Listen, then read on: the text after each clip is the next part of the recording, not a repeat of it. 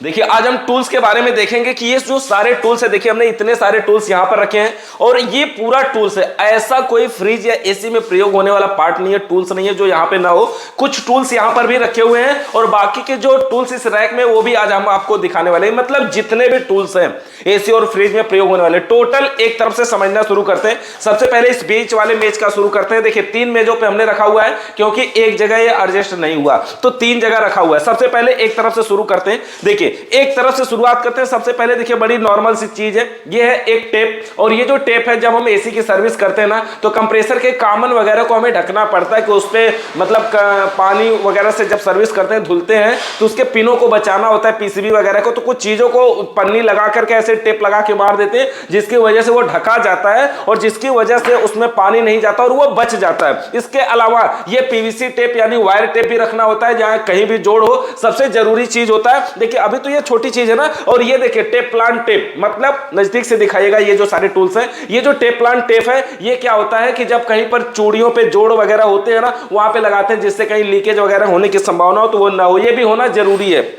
और इसके अलावा ये देखिए एक कटर, कितना तगड़ा कटर है। जब हम मोटर की बाइंडिंग करते हैं ना तो उसको काटने के लिए इसका हम प्रयोग करते हैं और ये टपारिया का है और इतना जबरदस्त है ना कि अगर एक कटर आप खरीद लीजिए जिंदगी भर आपकी जब तक दुकान रहेगी, अगर ये खोएगा नहीं तो ये खराब नहीं होगा और हमेशा काम करता रहेगा। ये जो कटर आप इस तरह का कटर तो रख ही सकते हैं, और भी तरीके के कटर आते हैं। नजदीक से दिखाइए ना इन कटरों को, तो देखिए और भी तरीके के ये कटर आते हैं। अब ये वाला जो कटर है देखिए इस कटर से थोड़ा सा हल्का पड़ेगा ये कटर, लेकिन ये भी काम ठीक ठाक करता है। इसके अलावा उससे भी अगर हल्के की बात करेंगे तो देखिए इस तरह का कटर आप ले सकते हैं। ये वाला जो कटर है ये भी बाइंडिंग वगैरह को काटने के लिए काम में आता है। इस तरह का भी कटर ले सकते हैं। देखिए ये भी एक कटर है। तो ये अलग अलग तरीके के कटर है, लेकिन सबसे बेस्ट कटर ये वाला है। जबरदस्त एकदम, यानी बहुत ही तगड़े तरीके से काटता है किसी भी वायर को, कितना भी मजबूत हो एक बार में ज्यादा से ज्यादा पकड़ करके भी ये काट देता है। तो ये कटर की जरूरत पड़ती है। इसके अलावा देखिए ये जो हमारा टूल्स है इसको हम बोलते हैं नोज प्लायर, यानी ये नोकीला है, यानी कहीं पर स्क्रू अगर अंदर है तो उसको खींच करके निकालने के लिए इसका प्रयोग किया जाता है जिसका नाम है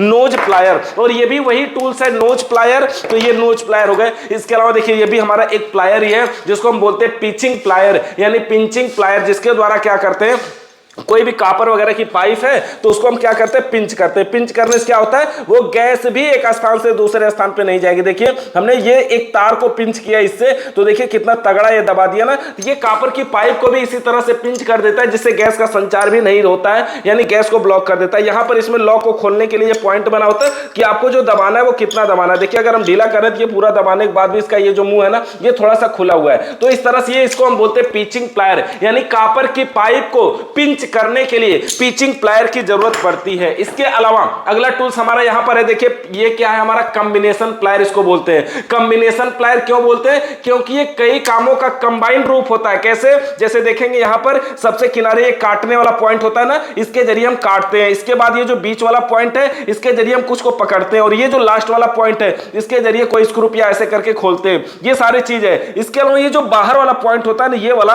किनारे का, इसके जरिए भी हम कोई तार वगैरह होता है तो उसको काटने का काम कर लेते हैं। मतलब ये जो टूल्स है ये कई कामों का कंबाइंड रूप है, इसलिए इसे कॉम्बिनेशन प्लायर के नाम से जाना जाता है। अब देखिए इसको हम क्या बोलते हैं? इसको बोलते हैं वायर स्टीपर या वायर कटर भी बोलते हैं। तो ये क्या करता है तार को काटने के लिए प्रयोग किया जाता है, वायर के इंसुलेटर को छीलने के लिए प्रयोग किया जाता है। जैसे जैसे ये वायर है ना इसको हम थोड़ा सा काट देते हैं तो देखिए किनारे से काटने का भी काम करता है, आगे से अगर ऐसे लगा के हम इस तरह से ऐसे छीलते हैं तो ये वायर के इंसुलेटर को हटाने का भी काम करता है। तो इसको हम बोलते हैं वायर स्टीपर, यानी तार छीलने के लिए सबसे ज्यादा ये भी जरूरी टूल्स हो गया हमारा। और इसके अलावा यहाँ पर हमने क्या रखा है, ये कैंची भी रखा हुआ है। देखिए तो कैंची की भी जरूरत हमारे मोटर बाइंडिंग में तो बहुत ज्यादा पड़ती है, बाकी कहीं कहीं के पड़ती है, कुछ काटना वगैरह हो तो उसके लिए कैंची की भी जरूरत पड़ती है। इसके अलावा थोड़ा सा और आगे चले तो यहां पर देखिए ये क्या है, ये हमारा है कंपाउंड गेज, और ये वाला जो गेज है ये मैनीफोल्ड वाल्व है। देखिए ये अलग अलग गेज है ना, इसको हम बोलते हैं कंपाउंड गेज, और ये जो गेज है मैनीफोल्ड गेज, यानी जिसमें दोनों लगा हुआ है। अब देखिए ये जो ब्लू कलर का है ना कंपाउंड गेज है, ब्लू कलर में मतलब नीले कलर में, इसमें क्या होता है इसमें सुई माइनस में भी जाने के लिए ऑप्शन होता है। जैसे ये 0 पे है इस टाइम तो ये सुई माइनस में भी जाती है, -30 का ऑप्शन यहां पर दिख रहा है ना, तो सुई माइनस में भी जाने का ऑप्शन होता है। लेकिन ये जो ब्लू कलर है रेड वाला गेज होता है ये प्रेशर गेज होता है, इसका नाम, इसको हाई प्रेशर गेज भी बोलते हैं, इसको लो प्रेशर गेज भी बोलते हैं। तो ये जो लो प्रेशर है इसमें सुई माइनस में भी जाती है और हाई प्रेशर में सुई माइनस में नहीं जाती है। इन गेजों के द्वारा हम एसी फ्रिज में गैस चार्ज करते हैं, प्रेशर चढ़ाते हैं, वैक्यूम करते हैं, ये सारे काम करते हैं। अब देखिए इन गेजों का यूज की अगर हम बात करें तो देखिए जिस गेज का यूज करना हो, इस गेज का नीचे का सिरा जो होता है ना, ये जो निचला सिरा होता है ये डायरेक्ट इसके सुई से संपर्क में होता है। यानी अगर इसका हैंडल को बंद करके भी यहां से अगर हम फूंके तो अगर हमारे पास पावर होगी तो ये सुई ऊपर बढ़ जाएगी। मतलब ये साइड का सिरा यहां पर देखिए ये हैंडल अगर खुला रहेगा, जिस गेज का यूज करते हैं उसका हैंडल खुला रहता है, बाकी दूसरे गेज का बंद रहता है। एक टाइम में एक ही गेज का हम यूज कर पाते हैं, तो इसको मैनिफोल्ड गेज बोलते हैं। और ये देखिए ऐसे टांगने के लिए बना होता है। जब ये एसी फ्रिज में काम कर रहे हो, अगर हम अकेले हैं तो फ्रिज में पीछे कहीं भी कंडेंसर में फंसा के ऐसे टांग देते हैं और इसका हम यूज कर पाते हैं। इसको मैनिफोल्ड गेज के नाम से जानते हैं। ये गेज भी आपके पास होना जरूरी है। अब समझिए यहां पर देखिए कुछ हमने डब्बे में है और बहुत सारे डब्बे में है। एक तरफ से दिखाते हुए आगे की तरफ चलते हैं, इधर ही से रहिए, इधर से आइए। तो ये देखिए ये जो गेज है ये चीज हमारा है। देखिए ये क्या लिखा है यहां पर देख सकते हैं, हाई आउटसाइड या क्या ट्यूबिंग टूल्स लिखा है ना, ये सर्विस टूल्स ऊपर लिखा है। इसके जरिए क्या होता है ना, जो हमारी विंडो एसी होती है या स्प्लिट एसी होती है उसका जो फिन्स होता है ना, वो जब टेढ़ा हो जाता है तो इसके जरिए देखिए इस तरह से लगा करके और ऐसे ऐसे करके हम उसमें खींचते हैं। मतलब उसका जो फिन्स होता है जो टेढ़ा हो गया होता है उसको ये सीधा करने के लिए प्रयोग किया जाता है। मतलब उसको ये सीधा कर देता है, बहुत अच्छे तरीके से सीधा भी करता है, काम भी करता है। अगर कहीं मुड़ जाए तो क्या होगा, वहां से गैस भी अंदर से बाहर नहीं हो पाएगी, मतलब वो ठंडा नहीं हो पाएगा, तो अच्छे तरीके से काम नहीं कर पाएगा। इसलिए क्या ये सर्विस टूल्स है, मतलब इसके हम सर्विस करते समय जो फिन्स है टेढ़ा जो मुड़ जाता है एसी में, उसको सीधा करने के लिए इसका प्रयोग करते हैं। तो आपके पास ये भी होना जरूरी है। इसको हम यहां पर अभी रख देते हैं। इसके अलावा इसमें और दिखाते हैं, इस तरह की टाई भी आप रख सकते हैं। ये टाई कहीं पर तार वगैरह अगर इधर उधर ढेर सारे बिखरे हुए हैं तो टाई लगा करके हम क्या करेंगे, तारों को बांध देंगे, तारों का समूह बना देंगे। अब देखिए एक तो ये हो गया हमारा। इसके अलावा दूसरे डब्बे में अगर हम दिखाएं आपको तो ये जो दूसरा डब्बा है इसके अंदर देखिए हमने क्या रखा है, ये वॉशिंग मशीन के तार हैं, ये वॉशिंग मशीन के टाइमर है, वॉश टाइमर। अब वॉश टाइमर जो होते हैं कुछ 4 तार के होते हैं, 5 तार के होते हैं, 6 तार के होते हैं, 7 तार के होते हैं। तो ये अलग अलग तारों के टाइमर हैं जो कि अलग अलग, जैसे देखिए यहाँ पर अलग अलग तारों के टाइमर, कोई 4 तार का, कोई 7 तार का। देखिए यहाँ पर ये 3 6 तारों का ये है। तो इसी तरह से अलग अलग तारों के टाइमर है। अगर आप काम करते हैं तो आपको ये हर तार वाले एक एक टाइमर रख लेना है, चाहे किसी के घर कोई भी टाइमर वाला मिल जाएगा ताकि आप उसको रिपेयर कर सकें, आप उसको बना सकें। तो ये भी हो गया हमारा। इसको हम सही तरीके से बंद कर देते हैं और सामान नहीं तो इधर उधर बिखर जाएगा। और इसके अलावा देखिए एक डब्बा ये भी और भी टाइमर है।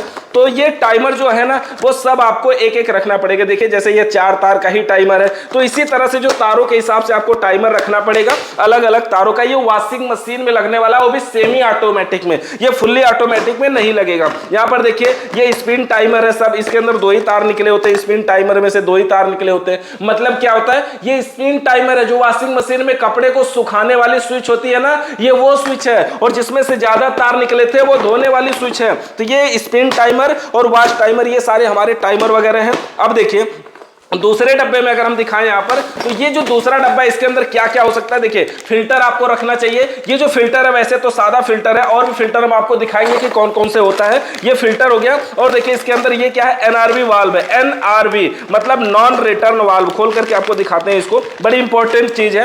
एनआरवी मतलब नॉन रिटर्न वाल्व, ये एनआरवी वाल्व है। यहां से देखिए इसके ढक्कन को हम खोलते हैं, ये इसके पिन है। इस पिन को हम दबाते हैं, जैसे बाइक में हवा भरने का पॉइंट होता है ना, जैसे छुच्ची, ये उसी के जैसा। मतलब जब ये दबेगा तो हवा इसमें से क्रॉस होकर बाहर निकलेगी, और नहीं दबेगा तो हवा रुक जाएगी। मतलब गैस यहीं से चार्ज करते हैं और वाल्व को खाली खोल लेते हैं तो गैस अंदर रुकी रहती है, बाहर नहीं निकलती है, क्योंकि ये पिन दबेगी तभी गैस निकलेगी। तो ये लगता है एनआरवी वाल्व, मतलब नॉन रिटर्न वाल्व इस वाल्व का नाम होता है। काफी अच्छा वाल्व है, जब से ये आया समझिए मिस्त्री का काम आसान हो गया। ये देखिए ये वाला फिल्टर एसी में प्रयोग होने वाला फिल्टर, देख रहे हैं 1 2 3 4 कैपलरी लगाने की जगह बनी हुई है इसके अंदर। तो इस तरह का ये फिल्टर देखिए, इसके अंदर 2 कैपलरी लगा सकते हैं, 2 पाइपों को लगा सकते हैं। और तो इस प्रकार से सारे टूल्स हैं। इसके अलावा यहां पर दिखाते हैं आपको कि अगले डब्बे में हमारा क्या है। तो यहां पर देखिए यहां पे है हमारा टाइमर। ये वॉशिंग मशीन नहीं, ये हमारे डबल डोर फ्रिज का टाइमर है। डबल डोर फ्रिज यहां पर देख सकते हैं, ये वाला जो फ्रिज दिखाइए, जैसे देखिए ये वाली जो हमारी डबल डोर फ्रिज है ना, ये नॉन इन्वर्टर फ्रिज है। तो इसमें लगने वाला ये टाइमर है। और ये जो टाइमर है देखिए इस तरह का, इसके अंदर कई सारी पिने होती है, 4 पिने होती है, पिनों का मान अलग अलग होता है। तो इस टाइमर से संबंधित वीडियो वैसे पढ़िए, तो आपको ये टाइमर भी रखना चाहिए, ताकि अगर डबल डोर फ्रिज मिल जाती है तो भी आप उसको सही तरीके से रिपेयर कर सके। अब देखिए इसके अलावा टूल्स में और क्या दिखाए, देखिए ये क्या लेवल मीटर है, यानी जब कहीं एसी लगाते हैं ना तो कहीं वो टेढ़ा तो नहीं हो जा रहा है, कहीं वो इधर से उधर नहीं हो जा रहा है। जैसे किसी के घर में एसी लगा देंगे और टेढ़ा लगा देंगे तो क्या करेगा, उसके घर जो कोई भी आएगा ना हर बार बोलता रहेगा यार इसके कौन सा बनाया, कौन मिस्त्री लगाया। तो ये लेवल मीटर होता है। देखिए इसके अंदर पारा जब अगर देखिए ये बीच वाला देख रहे हैं ना, अगर इस तरह से है मतलब बिल्कुल सीधा पोजीशन पे है इस टाइम। अब देखिए अगर ऐसे तरह से लगा रहे हैं, इस तरह से नाप रहे हैं तो फिर इस वाले पारे को देख लेना, अगर ऐसे टेढ़ा में लगा रहे हैं तो फिर इस वाले पारे को देख लेना। इसलिए ये तीन बना होता है और तीनों अलग अलग बना होता है घुमा करके। तो ये लेवल मीटर होता है। इसके अलावा यहां पर देखिए ये हमारा है कंटिन्यूटी टेस्टर। ये कंटिन्यूटी टेस्टर क्या होता है, देखिए दो तारों को ये ऐसे पॉइंट है ना, दोनों को टच करवाएंगे तो इसके अंदर एक बल्ब जलता है। इससे क्या होता है, इससे ये पता चलता है कि लाइट एक पॉइंट से दूसरे पॉइंट तक जा रही है, मतलब कंटिन्यूटी बताता है, मतलब एक पॉइंट से लाइट दूसरे पॉइंट तक जा रही है कि नहीं, ये उसको बताता है। तो ये कंटिन्यूटी टेस्टर इसका। देखिए जो कंटिन्यूटी चेक करते हैं उसके लिए हमारे पास एक सीरीज बोर्ड भी होना जरूरी है। ये सीरीज बोर्ड है। जैसे देखिए सीरीज बोर्ड क्या होता है कि इसके अंदर देखिए इस तरह के एक लीड भी हम रख सकते हैं, रखना जरूरी भी है, क्योंकि लीड से हम कंप्रेसर को चलाना पड़े तो भी यूज करेंगे, बाकी सीरीज में लगाना पड़े तब भी यूज करेंगे। जैसे देखिए यहां पर अगर हम प्लग में लगा लिए और स्विच को ऑन कर दिए, हमने सीरीज बनाया हुआ है, ये जो बल्ब है ना ये सीरीज है। तो कैसे काम करेगा, दोनों तारों को टच करवाएंगे तो देखिए बल्ब जल रहा है। इससे हम क्या करते हैं, कहीं पर भी लाइट एक पॉइंट से दूसरे पॉइंट तक जा रही है कि नहीं जा रही है, कंटिन्यूटी चेक करते हैं। और कभी कभी कोई कम लोड वाला जो उपकरण होता है अगर उसको चला के भी चेक करना पड़े तो भी हम सीरीज से चेक कर लेते हैं। तो इससे हमें फायदा होता है कि अगर शॉर्ट वगैरह भी रहेगा वो तो भी कोई दिक्कत नहीं होगी, कहीं शॉर्ट सर्किट होगा नहीं। तो ये सीरीज बोर्ड भी और कंटिन्यूटी टेस्टर, सीरीज बोर्ड भी आपको रखना बहुत जरूरी है। अब देखिए इसके बाद हम और अगले टूल्स पे आते हैं। यहां पर देखिए ये क्या है, ये हमारा है एमएफडी मीटर, एमएफडी मीटर मतलब माइक्रो फैराडे मीटर। यानी इसके द्वारा हम किसी भी कैपेसिटर के पावर को चेक करते हैं कि जो कैपेसिटर हमारे पास है वो एक्चुअल में उतने पावर का है कि नहीं जितना उस पे लिखा है। मतलब जैसे अभी तक हम क्या करते हैं, कोई कैपेसिटर है तो दोनों तारों को सीधा डाल करके बोर्ड में और साट मारते, चिंगारी निकलती तो मान लेते कि सही है, लेकिन नहीं, वो तरीका सही नहीं है। आपके पास ये एमएफडी मीटर होना चाहिए जिसके जरिए आप क्या करें, इसको चेक कर सकें कि हाँ जो कैपेसिटर है वो सही है कि नहीं सही है। इसके अलावा यहां पर देख सकते हैं, यहां पे इस तरह का आपको क्लैंप मीटर रखना होगा जिसके जरिए एंपियर चेक करेंगे, मतलब कि अगर कोई उपकरण है और चल रहा है तो कितना एम्पियर लोड ले रहा है। जैसे अगर इस बोर्ड से कुछ चल रहा होता है, ये दो तार है ना, तो किसी एक तार पे बस इसको ऐसे लगाना है, केवल इसमें फंसाना है, मतलब किसी प्रकार का जोड़ या ज्वाइंट कुछ भी नहीं है, केवल यहां पर फंसाएंगे तो बता देगा ये कि ये जो उपकरण है वो कितने एम्पियर का है, कितना लोड ले रहा है। यहां से हमें ये पता चल जाएगा। इसका नाम क्या है, डिजिटल क्लैंप मीटर। डिजिटल क्यों बोलते हैं, क्योंकि यह अंकों में दिखाएगा, यहां पर डिस्प्ले में दिखाता है, इसलिए इसको बोलते हैं डिजिटल क्लैंप मीटर। जैसे ये क्या है, ये है डिजिटल मल्टीमीटर, ये भी डिजिटल क्लैंप मीटर है, सॉरी डिजिटल मल्टीमीटर तो यहां भी नहीं लग रहा है, रखे अभी दिखाते हैं। दूसरी तरफ है डिजिटल मल्टीमीटर, ये भी क्लैंप मीटर है। इन दोनों में बस डिफरेंट इतना ही है कि ये छोटा साइज है, ये बड़ा साइज है। और जानते हैं ये जो छोटा वाला है ना, ये बहुत बेस्ट होता है, ये बड़े वाले से अच्छा ये छोटा वाला होता है, क्योंकि आपके बैग में कम जगह में एडजस्ट हो जाता है। दूसरी बात, गिरता है तो ये जल्दी फूटता नहीं है, थोड़ा ठोस होता है, लेकिन ये थोड़ा बड़ा है ना, अंदर से खोखला ज्यादा होता है। और ये 100 रुपए महंगा भी मिलता है ये छोटा वाला, ये बड़ा वाला सस्ता मिलता है ना। तो ये जो क्लैंप मीटर है इसके जरिए हम किसी भी एसी फ्रिज का एम्पियर वगैरह चेक करते हैं, कितना लोड ले रही है, क्योंकि हम एम्पियर के हिसाब से कई बातें जान सकते हैं कि उसके अंदर गैस है कि नहीं है, कंप्रेसर खराब है, कहीं जाम है, कहीं चोक है, वो सब जान सकते हैं। ये भी देखिए वही है, डिजिटल क्लैंप मीटर है। इसके अलावा यहां पर देखिए ये क्या हमारा है, ये है स्विंग मोटर। वैसे ये एसी में लगने वाला मोटर है, एक निकाल करके हमने बाहर रखा हुआ है, इसको हम बोलते हैं स्विंग मोटर। ये क्या होता है, ये मोटर ऐसा है ना कि चलता तो न्यूट्रल फेज से है, लेकिन जब ये चलेगा ना तो इतना स्लो चलता है कि इसका आरपीएम मात्र 4 से 6 होता है। क्या आरपीएम, आरपीएम का मतलब राउंड प्रति मिनट, मतलब ये मोटर 1 मिनट में 4 से 6 चक्कर केवल घूमता है और चलता है 220 वोल्ट एसी सप्लाई से। ये है स्विंग मोटर। अब स्विंग मोटर के बाद एक टूल्स हमारा यहां पर ये है, इस देखिए क्या, ये टपारिया का ही है, और ये जो टूल्स है यहां पर देख सकते हैं, ये एलन की और ये एलन की अलग अलग साइज के अलग अलग नंबरों के हिसाब से आता है। तो जिस भी नंबर का हमें यूज करना, देखिए यहां पर नंबर लिखा है ना 4 5 6, ये किनारे पे लिखा हुआ है, तो ये नंबर यहां पर लिखा हुआ है। बाकी हम जो यूज करते हैं वो 4 5 या 6 नंबर का यूज करते हैं अधिकतम। एसी में स्प्लिट एसी में यूज किया जाता है, बाकी तो और फ्रिज वगैरह में कहीं नहीं है। तो ये एलन की भी हमें रखना चाहिए। और इसके अलावा यहां पर थोड़ा सा टूल्स और दिखाते हैं, चलिए एक तरफ से। ये देखिए क्या है, ये है वेल्डिंग गन। ये वेल्डिंग गन है जो कि इस तरह से देखिए हमारे कैन पे लगा करके यूज किया जाता है। ये वेल्डिंग गन कैन पे लगा हुआ है। इसके अंदर जो गैस होती है ना वो ब्यूटेन गैस होती है। हम आपको दिखाते हैं, इसमें लिखा होगा, देखिए ब्यूटेन गैस लिखा है ना, ब्यूटेन गैस, ये देखिए ब्यूटेन गैस। तो इसके अंदर ब्यूटेन गैस होती है, वेल्डिंग गन है। इस तरह से देखिए यहां से ढीला करते हैं तो गैस निकलती है इस तरह से। और ये जो वेल्डिंग गन होता है आगे से इसमें ये नोब भी लगाते हैं। देखिए ये नोब होता है। एक चीज और है, ये जो नोब है ना, ये क्या होता है, जब इस नोब आगे लगा होता है तो इससे क्या होगा, जब ये गैस जलेगी ना तो उसको प्रॉपर तरीके से अच्छे तरीके से गर्म कर पाएगी। जो भी पाइप हम गर्म करेंगे वो बहुत बढ़िया क्वालिटी में गर्म होगा। तो इसलिए यहां पर वेल्डिंग गन के आगे यहां पर वेल्डिंग गन हो गया हमारा, और इसमें नोब लगा होता है। अब देखिए ये नोब लगा दिया तो थोड़ा भारी हो गया, गिर रहा है बार बार, है ना, यही सब कमी है। अच्छा, इसके अलावा देखिए ये है फाइल हमारे पास अलग अलग साइज में है। वैसे हम मिस्त्री के लिए एसी फ्रिज के काम करने के लिए छोटी वाली साइज ही बेटर होती है। छोटी वाली फाइल से हम कम जगह में कहीं पर भी रगड़ करके, कहीं जंग वगैरह लगा है तो उसको साफ कर सकते हैं ना, कहीं भी जैसे कहीं भी कुछ हुआ है तो उसको रगड़ के साफ करते हैं। कहीं जंग वगैरह लगा, कंप्रेसर की पिन जाम हो गई है तो उसके लिए हमें ये फाइल की जरूरत पड़ती है। इसको फाइल मतलब रेती, ये हो गया। ये देखिए पाइप मोल्डर है। कापर की पाइप को मोड़ने के लिए क्या करते हैं, पाइप को में अंदर में डालते हैं और ऐसे पकड़ के घुमा के मोड़ते हैं। मतलब अपनी जरूरत के हिसाब से जहां मोड़ना होगा बिल्कुल आसान तरीके से मोड़ते हैं। और ये स्प्रिंग वाला मोल्डर है ना, ये भी पाइप मोल्डर ही है। देखिए इसके द्वारा भी हम कापर की पाइप को मोड़ते हैं। इसमें क्या करते हैं, पाइप को यहां डालेंगे यहां पे, और पाइप को डालने के बाद देखिए इस तरह से दबाएंगे तो ये जो गैप है दिख रहा है ना, पाइप इसमें पड़ जाएगी और फिर इसी के साथ साथ ऐसे ऐसे करके देखिए दबाते रहेंगे और यहां पर दिखाएगा कि कितना डिग्री मुड़ा। यहां तक हो गया मतलब 45 डिग्री, देखिए 90 डिग्री मतलब 135 है ना, 180 डिग्री। तो कितना हम मोड़ रहे हैं वो भी दिखाता है। और ये जो है पाइप मोल्डर 1 2 3 साइज का है ना, ये 3 in 1 है। वैसे ये सिंगल का भी आता है। तो पाइप जो मोड़ रहे हैं वो किस साइज की है वो भी निर्भर करता है। तो ये पाइप मोल्डर है कापर की पाइप को सुव्यवस्थित अच्छे तरीके से मोड़ने के लिए। देखिए पाइप को हाथ से डायरेक्ट नहीं मोड़ना चाहिए, कभी पाइप जाम हो जाएगी, कभी पिंच हो जाएगी, डायरेक्ट मुड़ जाएगी या पाइप टूट भी सकती है। तो इस पे ध्यान देना। ये देखिए इसको क्या बोलते हैं, स्लाइड रिंच, समझ गए ना, स्लाइड रिंच। ये स्लाइड रिंच है, स्लाइड रिंच इसको बोलते हैं। मतलब क्या, एडजस्टेबल रिंच इसको बोलते हैं। एडजस्टेबल रिंच मतलब हम अपनी जरूरत के हिसाब से इसको एडजस्ट कर सकते हैं, इसलिए एडजस्टेबल रिंच भी बोलते हैं। अब देखिए ये क्या है, तो पहचान ही रहे ना, हैमर मतलब हथौड़ा। मतलब कहीं ठोकना वोकना हो तो इस हथौड़े का प्रयोग करते हैं। लेकिन ध्यान दीजिए किसी एसी फ्रिज पे मत ठोकिएगा, नहीं तो कस्टमर भगा देगा वहां से। इसके लिए क्या करना है, एसी फ्रिज पे ठोकने के लिए ये वाला हथौड़ा का यूज करिए, मैलेट। अब लकड़ी का हथौड़ा होना चाहिए, यहाँ पे प्लास्टिक का हथौड़ा हो गया, कोई बात नहीं है, लकड़ी और प्लास्टिक हथौड़ा हो गया। ये थोड़ा कम पावर देगा, कम बॉडी वगैरह कहीं टेढ़ा है तो हल्का फुल्का ठोक करके इससे सीधा कर देंगे। क्या होगा कि बॉडी पे निशान भी नहीं पड़ेगा क्योंकि ये प्लास्टिक का बना हुआ है। ये हो गया हमारा मैलेट। आपको स्क्रू ड्राइवर भी रखना चाहिए, सबसे जरूरी चीज तो यही है ना, शुरुआत में तो यही काम करेगा। पेचकस, ये अलग अलग साइज का आपको कई सारे रखने चाहिए जिसकी वजह से आप अच्छे तरीके से काम कर पाए और स्क्रू कहीं भी हो वहां पे आप इसको खोल पाए। यहां पर भी देखिए थोड़ा सा और फिल्टर रखे हुए हैं। अब एक बार इधर और दिखाते हैं। ये देखिए वायर जो कटर है ना, आपको वैसे कई रखना चाहिए,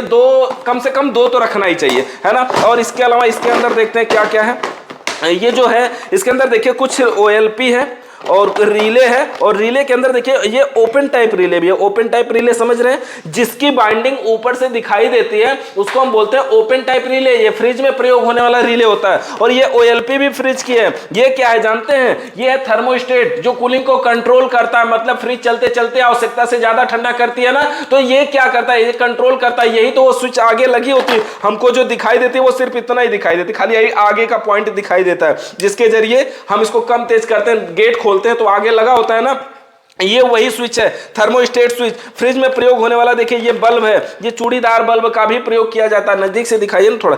और इसके अलावा देखिए इसके अंदर कैपेसिटर भी लगा है। और ये क्या है, डोर स्विच। फ्रिज के अंदर दरवाजा खोलते क्या करेंगे, जैसे ही दरवाजा खुलेगा तो फ्रिज का बल्ब चालू हो जाएगा, और जैसे दरवाजा बंद होगा फ्रिज का बल्ब बंद हो जाएगा। मतलब ये स्विच देखिए वैसे तो है दबने वाली, और इसका ये दोनों पॉइंट है, लेकिन ये नॉर्मल स्विचों की अपेक्षा उल्टा काम करती है। कैसे, थोड़ा सा यहाँ पे दिखा भी देते हैं आपको। देखिए जैसे ये स्विच है और एक पॉइंट इसका और एक पॉइंट इसका, कंटिन्यूटी पे रख दिया हमने, और कंटिन्यूटी पे रखने के बाद ये डायरेक्ट देखिए जल रही है। मतलब ये दरवाजा खुला हुआ है, और जैसे ही दरवाजा बंद होगा ये बंद हो जाएगा, दरवाजा खुला ये चालू, देखिए ऑन ऑफ हो रहा है ना। मतलब क्या हुआ, ये स्विच उल्टा काम करती है, जब ये दबेगी तो ऑफ हो जाएगी, जब ये छोड़ेंगे तो ऑन हो जाएगी। जैसे सभी स्विचें काम करती है, दबाने पे चालू होती है ना, ये हमेशा चालू रहती है, जैसे ही दबाते हैं ये बंद हो जाती है। तो ये स्विच हमारी हो गई। अच्छा, रिले ऑयल पे कुछ बेसिक चीजें इसके अंदर थी वो हमने दिखाया आपको। देखिए एक चीज और, जब आप काम कर रहे हैं तो आपके पास ये भी एक चीज बहुत जरूरी चीज है, ये स्क्रू देख रहे हैं ना, ये अलग अलग साइज के स्क्रू है ना, ये स्क्रू आपको रखना बहुत जरूरी है। क्योंकि अगर एसी फ्रिज के अंदर एक भी स्क्रू केवल आप कमी कर दिए और बहुत अच्छे तरीके से एसी बनाए और स्क्रू नहीं लगाए तो क्या होगा, घर में आवाज करेगा, रोज आवाज करेगा, फिर जो मालिक है वो सो नहीं पाएगा, फिर दिक्कत होगी आपको। तो एक दो स्क्रू महंगी चीज नहीं है, और बस ये बात है कि इसको याद रखना कि ये स्क्रू रखना बहुत जरूरी है ना। तो अलग अलग साइज के ढेर सारे स्क्रू इसी में रखे रहते हैं। और इसके अलावा दिखाते हैं आपको, देखिए ये क्या है, ये है सिलेंडर वाल्व, अलग अलग तरीके का। देखिए ये सिलेंडर वाल्व भाई देख रहे हैं, किन किन तरीकों का सिलेंडर वाल्व यहां पर रखे हुए। देखिए ये वाला सिलेंडर वाल्व, देखिए इस तरह का सिलेंडर वाल्व है। ये सब अलग अलग तरीके के सिलेंडर वाल्व है, लेकिन जो तरीका है वो दो ही तरीका होता है। देखिए एक के अंदर का पॉइंट ये चौड़ा है, एक के अंदर पतला है, बस दो ही तरीका है, एक चौड़े मुंह वाला एक पतले मुंह वाला। वैसे बोलते हैं इसको क्या है कि एक पिन वाला और एक प्लेन वाला, दो तरीके के होते हैं। तो मात्र दो ही वाल्व है, बाकी ये बनावट, ये बॉडी, ये प्लास्टिक पे मत जाए, एक इसका हैंडल ऐसा है। तो ये दो ही तरीके के हैंडल हमें रखना पड़ता है, मतलब ये सिलेंडर वाल्व रखना पड़ता है, इसको हम कैन वाल्व भी बोलते हैं। और इसमें क्या, देखिए एक चीज और दिखा देते हैं, ये फिर नहीं मिलेगा, इसको हम बोलते हैं फ्लेयर नट। मतलब कॉपर की पाइप में फ्लेयर बनाने के बाद इस नट को लगाते हैं। देखते हैं किसी में लगा हुआ है, देखिए ये है ना, ये कॉपर की पाइप है और इसमें देखिए यहाँ पे फ्लेयर बना हुआ है और ये नट लगा हुआ है, और इसमें जाकर के ये रुक जाता है। देखिए यहाँ से ये बाहर नहीं निकलेगा। तो ये वही सब नट है जो फ्लेयर बना के लगाए जाते हैं। अब अगर इसको कहीं लगा के टाइट करना हो तो हम टाइट कर सकते हैं। जैसे देखिए, जैसे ये गेज है ना, अब इस पाइप को यहाँ पे टाइट करना हो तो ये चूड़ीदार नट लगा हुआ है, इस पे लगा करके इसको हम टाइट कर देंगे। अब इसी प्रकार से ये टाइट रहेगा अच्छे तरीके से। तो ये होता है हमारा फ्लेयर नट, जो कि हमारे फ्लेयरिंग बनाने के बाद हम उसका यूज कर लेते हैं। तो इसके अंदर फ्लेयर नट है, ये हमारे वेल्डिंग गन का नोब है। और ये देखिए एक चीज और है, इसके अंदर कपलर है, और कपलर का प्रयोग हम दो कॉपर की पाइपों को आपस में जोड़ने के लिए प्रयोग करते हैं, अस्थायी रूप से, मतलब हमेशा के लिए नहीं, कुछ देर के लिए अगर हम जोड़ना चाहते हैं तो लगा के इसमें हम जोड़ देते हैं। तो ये हो गया हमारा कपलर। इसके अलावा और दिखाते हैं आपको, देखिए ये क्या है, ये तो पूरा भारी सा है, इसके अंदर दिखाते हैं आपको क्या है। देखिए तो ये है ट्यूब कटर, और ट्यूब कटर का कार्य होता है कि दो पाइप, एक पाइप को काटने के लिए, ट्यूब का मतलब होता है पाइप और कटर का मतलब होता है उसे काटने वाला, मतलब कॉपर की पाइप को काटने वाला होता है ये ट्यूब कटर। देख सकते हैं इसके अंदर कई ट्यूब कटर हमने रखे हुए हैं। देखिए ये ट्यूब कटर, वैसे आपको एक ही रखने की जरूरत है, ये कई रखने की जरूरत नहीं है। और ये फ्लेयरिंग टूल है। फ्लेयरिंग टूल क्या होता है, देखिए ये फ्लेयरिंग टूल है, ये इसका ब्लॉक है और ये इसका योक है, लगा करके इसमें ब्लॉक में ऐसे लगा करके इसको हम फ्लेयर बनाते हैं। तो कॉपर की पाइप में फ्लेयर बनाने के लिए फ्लेयरिंग टूल का प्रयोग किया जाता है। ये फ्लेयरिंग टूल है, कॉपर की पाइप में फ्लेयर बनाता है, जिसमें हम अपना वो फ्लेयरिंग नट लगाते हैं। ये वो वाला टूल्स है। ये देखिए और भी तरीके के इस समय आने लगा है मार्केट में, तो हमने वो भी रखा है, अलग अलग तरीके का फ्लेयरिंग टूल है, तो वही रखा हुआ है। बाकी देखिए ये क्या है, देख रहे हैं ना, सुम्मी जैसा दिख रहा है ना, मतलब एक ही साइज की दो पाइपों को आपस में अगर जोड़ना पड़े तो एक पाइप के भीतरी व्यास को बढ़ाना पड़ेगा, जिसके लिए हम इस स्वांगिंग टूल का प्रयोग करते हैं वहीं पर। यानी कॉपर की पाइप के भीतरी व्यास को बढ़ाने के लिए इस स्वांगिंग टूल का प्रयोग किया जाता है। तो स्वांगिंग टूल का प्रयोग किया जाता है। आप देखिए इसी में, देखिए ये क्या रखा हुआ है, देख रहे हैं ना, फ्लक्स क्या लिखा है, FLUX, फ्लक्स लिखा है ना, मतलब ये फ्लक्स पाउडर है। जब कॉपर और लोहे की पाइप को आपस में जोड़ना हो तो वहां पर हम फ्लक्स पाउडर का प्रयोग करते हैं। तो ये सारे हमारे टूल्स हो गए बेसिक।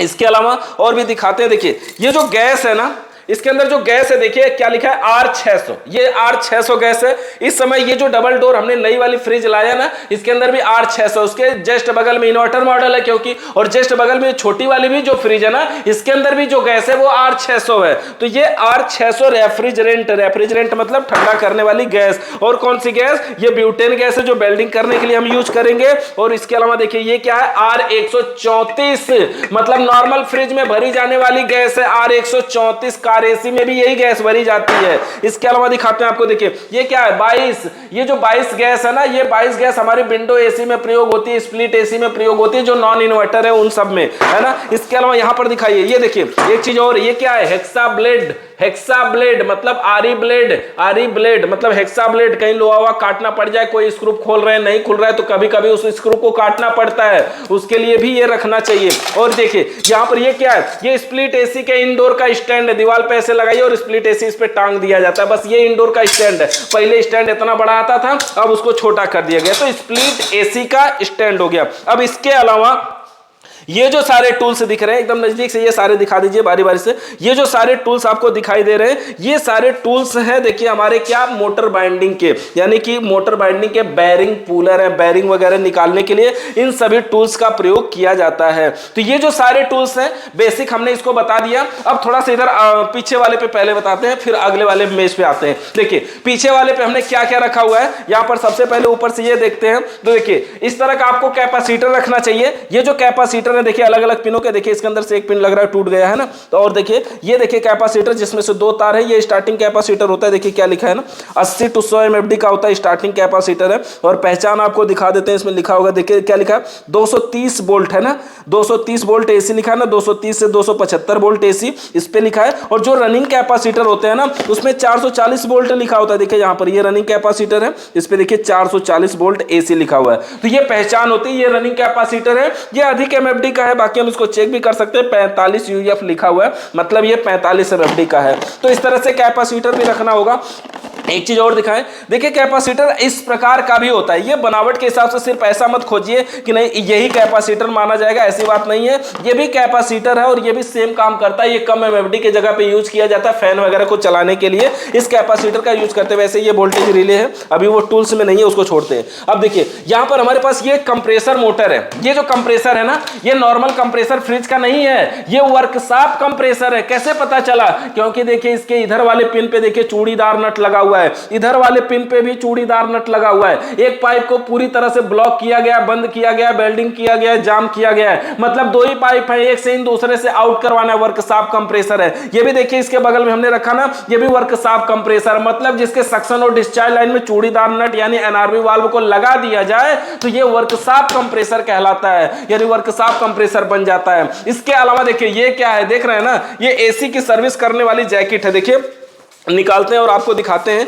ये जो जैकेट है, ये जैकेट रखना बहुत जरूरी है, अगर नहीं रखेंगे ना तो किसी का एसी लगा होगा तो क्या उसके घर में आप कचरा कर देंगे, पानी गिरा देंगे, उसका घर को खराब कर देंगे, तो ऐसा नहीं ना है। ये एसी की जैकेट है, देखिए कैसी जैकेट है। अब देखिए एसी जो लगेगी ना ऐसे लगा के एसी में पहना देंगे। अब एसी की जैकेट है, ठंडी खत्म हो गई ना, अब ये ठंडी में एसी जो है ना वो जैकेट ठंडी में नहीं गर्मी में पहनती, क्योंकि गर्मी में उसकी सर्विस किया जाता है। ऐसे लगा के उसको पहना देंगे तो जो धुलाई करेंगे, देखिए यहाँ चैन भी दिया है, इस चैन में से धुलाई करेंगे, पानी इससे होते हुए नीचे आएगा और नीचे लगा देंगे थे बाल्टी, तो बाल्टी में गंदा पानी को सभी स्टोर कर लेंगे और बाद में उसको ले जाकर के जहां फेंकना होगा वहां फेंक देंगे। तो एसी सर्विस का ये जैकेट भी रखना बहुत जरूरी है। इसके बाद देखिए ये क्या है, ये है सर्विस पंप, इसको हम जेड पंप के नाम से भी जानते हैं। ये क्या करता है, पानी को एक तरफ से खींचता है दूसरी तरफ से फेंकता है। बंदूक देख रहे हैं ना, अभी जो बंदूक है इससे गोली नहीं निकलती, इससे पानी निकलता है। आप गाड़ी की जो सर्विस करते हैं, धुलाई उलाई करते हैं, देखते हैं ऐसे ऐसे, मतलब बड़ी प्रेशर के साथ पानी निकलता है। आगे ये नोब भी होता है, ये घुमा करके